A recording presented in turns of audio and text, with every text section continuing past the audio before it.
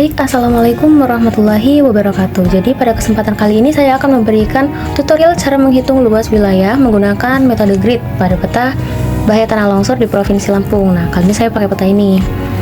Oke, jadi untuk menghitung luas wilayahnya, yang dihitung itu di kotak ini, dalam kotak itu tuh yang lebih dari setengah.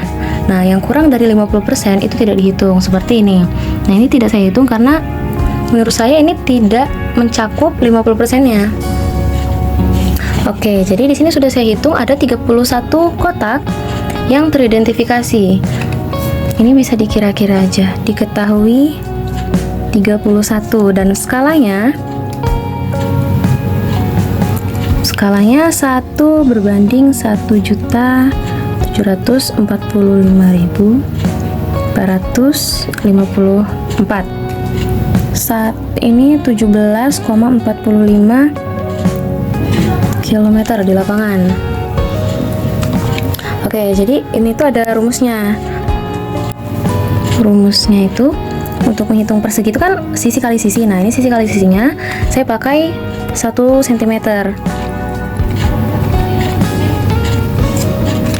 1 cm dikali 1 cm sama dengan 1 cm persegi. Nah, untuk mencari di lapangannya ini ya, yang tadi 17,45 km dikali 17,45 km itu hasilnya 304,50 km persegi.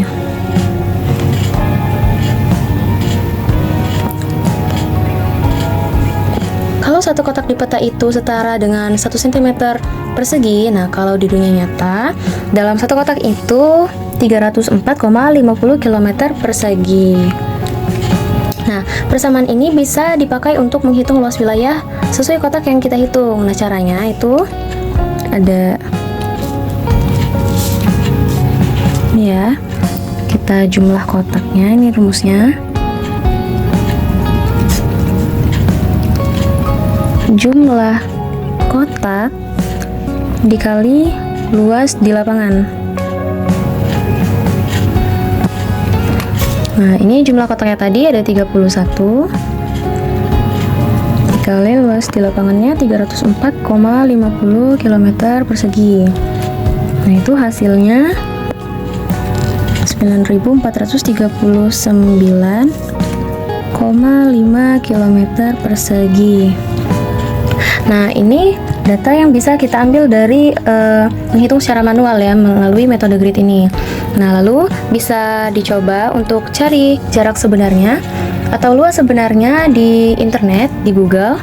Nah, tadi saya sudah cari dan itu luasnya 10.732 km persegi. Nah, sedangkan yang sudah kita cari tadi 9.439,5 km persegi. Nah, kita cari selisihnya. Ini 5,3921. Nah, jadi selisihnya itu 1.293,5 km persegi. Nah, ini untuk selisihnya.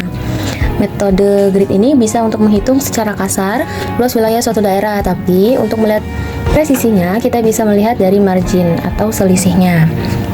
Lalu yang kedua, kita akan mencari azimut, back azimut dan bearingnya. Nah, sebelum kita mengerjakan untuk tugas yang kedua, itu kita bisa cari titik koordinatnya di Google Maps dan sebagainya. Di sini kita akan menghitung menggunakan busur. Nah, karena titik unila itu yang menjadi pusat untuk menghitung azimut, back azimut, dan bearingnya, jadi letakkan busurnya itu di titik koordinat unila.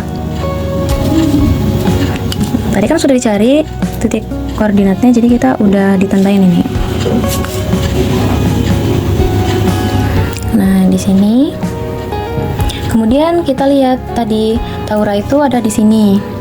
Kita tarik ke sini. Nah, Nah, kalau kita tarik garisnya itu kira-kira 45 derajat dari sini. Nah, ibaratnya di sini itu 180 derajat, di sini 90 derajat, di sini 360 derajat.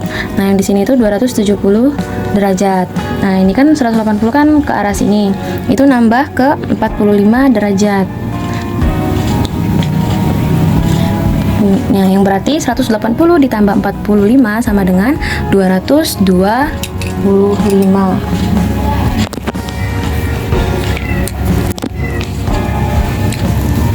Ini untuk azimutnya 225 derajat. Ini hasil dari 180 derajat ditambah 45 derajat. Ini tuh azimut.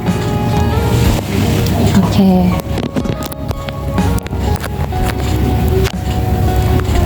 Nah, untuk azimutnya itu 45 derajat. Jadi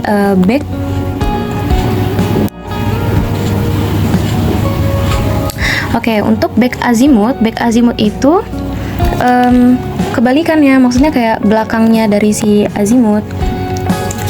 Ini kita bisa gambar pakai arah mata angin gitu.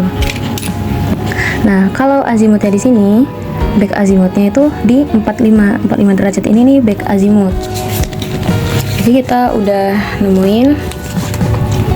Sebentar. Di sini azimut 225 derajat, back azimut. Baik, azimut itu ada rumusnya. Nah, kalau azimutnya itu lebih kecil dari 180 derajat, nah maka ditambah dengan 180 derajat. Nah, tetapi ketika azimutnya itu lebih besar dari 180 derajat, maka dikurangi dengan 180 derajat. Nah, di sini tadi kan 225 derajat ya, azimutnya itu lebih besar dari 180 derajat. Nah, jadinya kita kurang dengan 180 derajat. Itu hasilnya 45 derajat. Nah, kita tulis dulu rumusnya. Jika azimut lebih kecil dari 180 derajat, maka ditambah 180 derajat. Nah, ketika azimut itu lebih besar dari 180 derajat, maka dikurang dengan 180 derajat. Jadi yang sudah didapat tadi, azimutnya itu 225 derajat. Jadi dikurangi dengan 180 derajat, maka back azimutnya yaitu 45 derajat. Nah, untuk selanjutnya kita cari bearing. Nah, sekarang bearing, kalau bearing itu tidak boleh lebih dari 90 derajat. Nah, ibaratnya ginilah kotaknya. Nah, di sini kan 180 karena pusatnya dari ini itu 180. Nah, karena nggak boleh dari 90, berarti 225 derajat dikurangi dengan 180. Bearing itu tidak boleh lebih dari 90 derajat, yang berarti 225 derajat itu dikurang dengan 180 derajat juga. Nah, yang hasilnya itu 45 derajat. Nah, ini 45 derajat apa? Ini misalkan dilihat, berarti ini kan bagian SW-nya 45 derajat ini. Nah, ini kan bagian SW-nya. SW-nya itu short waist. Nah, berarti untuk nulisnya itu ini di sini S 45 derajat W, jadi seperti ini. Nah, untuk mencari titik-titiknya tadi ini sudah didapat. Ini Unila, ini Tahura, air terjun Welalaan dan sebagainya, kantor gubernur. Untuk mencarinya seperti ini, kan kita ambil dari Unila dulu ya, titik utamanya. Nah, bujurnya itu 1,6. Nah, lintangnya 23, jadi didapatkan itu tuh di sini, di sekitar sini nih. Ini udah ada titiknya. Lalu Tahuranya itu ada di sini.